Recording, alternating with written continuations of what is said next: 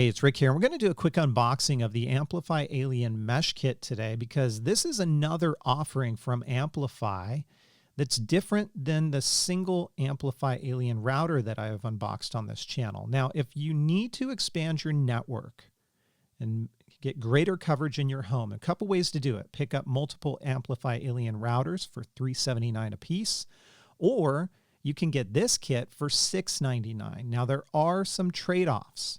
I'm going to talk to that in a few moments here. Inside of the box, you get your quick start guide.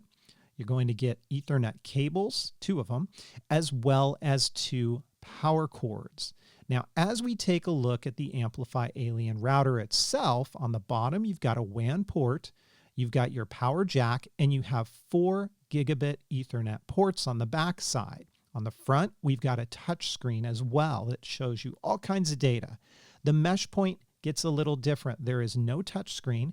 There are 4 LED lights that will tell you how strong the signal is if you are wirelessly meshing this with the router.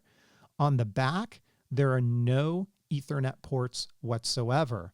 On the bottom side, you have a power jack and 1 gigabit capable port that you can use to basically connect your mesh point via Ethernet backbone or a device if you'd like.